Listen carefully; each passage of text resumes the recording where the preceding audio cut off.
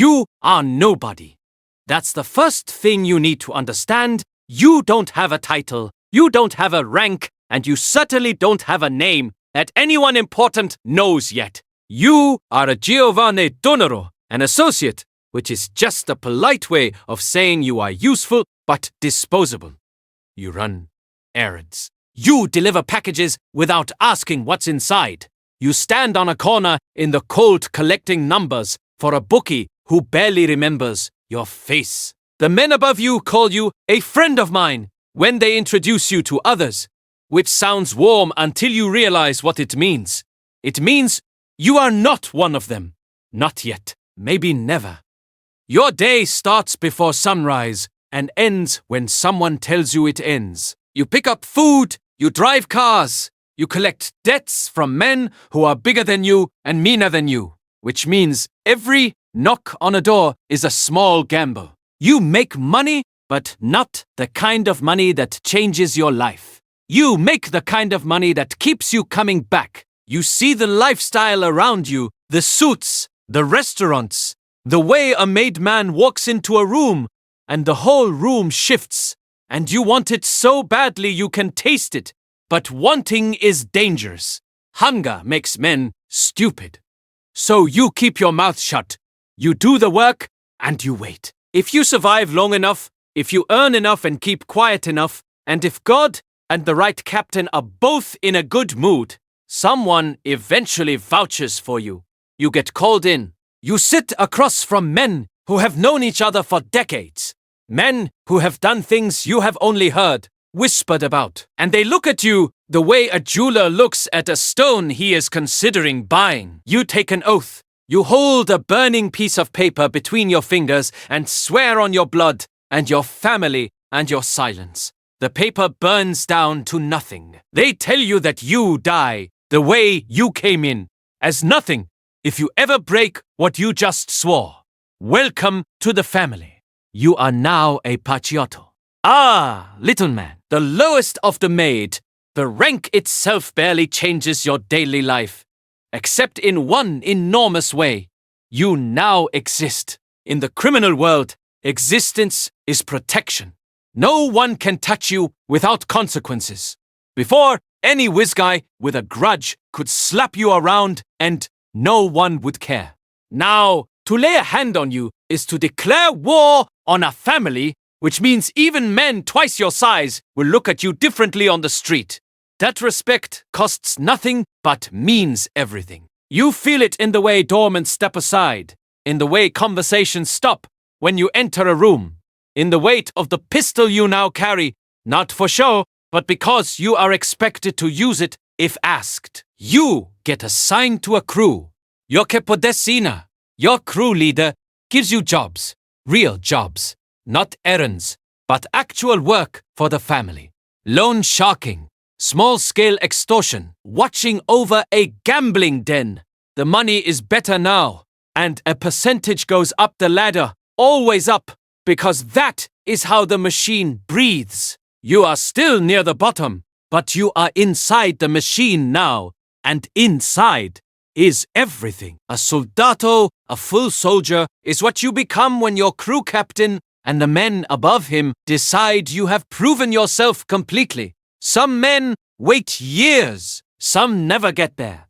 The process is not announced or scheduled. One day you are told, you are a made man, a uomo d'onor, a man of honor, a man of honor.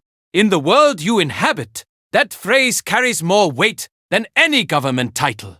A made man is untouchable by decree. To kill one without permission from the boss is a death sentence for the killer. Period. No exceptions, no appeals. Your life now has a structure that looks almost ordinary from the outside. You wake up.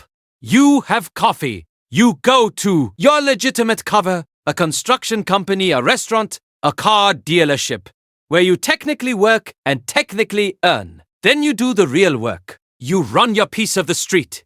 You collect what is owed. You report up. You keep your cut. The mathematics of this life are simple and brutal. Earn or disappear. A soldier who doesn't earn is a problem. A problem that gets solved.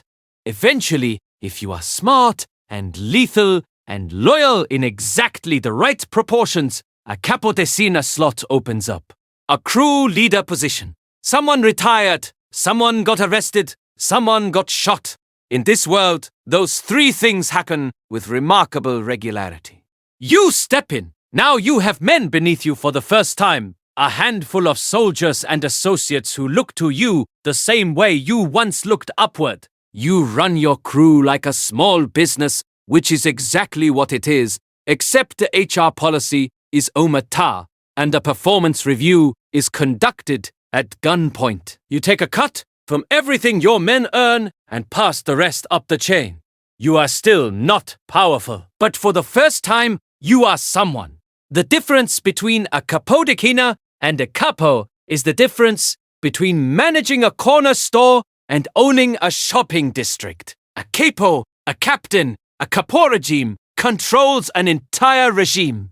Multiple crews, dozens of men, multiple revenue streams running simultaneously. Gambling, extortion, union rackets, construction contracts, whatever the family controls in your territory. You don't swing punches anymore. You don't collect debts personally. You have men for all of that. What you do now is think and manage and protect your piece of the operation from the two forces that are always threatening to eat it. Law enforcement and other men exactly like you. Your mornings are spent in coffee shops and social clubs. Not because you are lazy, but because that is the office. That is where decisions get made, where grievances get aired, where deals get structured over espresso and handshakes. You are always visible to your men and always invisible to the outside world. You drive ordinary cars. You wear ordinary clothes. The flashy life is for movies and idiots who end up on the front page. The men who last longest in this world are the ones nobody can describe to a detective. You earn well now. Extremely well. Money moves up from your crews and a percentage comes back down to you. And you also take from every new business that gets brought under the family's umbrella in your territory. Construction company needs protection. They pay your regime. Restaurant doesn't want trouble. They pay. The percentage is never negotiated, only accepted because the alternative is understood without being spoken. You are not cruel about it. Cruelty is inefficient and draws attention, but you are completely inflexible. The machine requires feeding, and you are one of the valves. The danger at this level is different than it was at the bottom. As a soldier, you feared getting shot by a rival or arrested for something stupid. As a capo, you fear something slower and more sophisticated. Betrayal. One of your men talking to the FBI. A rival capo telling the underboss something untrue about your earnings. A miscommunication with another family's territory that turns into a shooting, that turns into a war that the commission did not sanction. At this level, mistakes are not just career-ending. They are life-ending. And the men who end your life will smile at your funeral. Above the captain sits the consigliere, the advisor, and this position is misunderstood by almost everyone outside the life. The consigliere holds no troops, commands no crew, runs no direct operation. What he holds is the ear of the boss and the trust of every rank beneath. He is the family's judge, strategist, and memory. When two captains have a dispute over territory or money, they do not go to war. They go to the consigliere. He listens to both sides with the carefully composed impartiality of a man who knows that taking sides carelessly gets people killed. Then he renders a decision, and the decision is followed because the alternative is chaos. And in this world, chaos is the one thing nobody profits from. The consigliere knows everything about the family's operations, but keeps his hands clean of the daily violence. He is the closest thing this world has to a statesman. He has seen bosses rise and fall, wars start and end, alliances form and dissolve.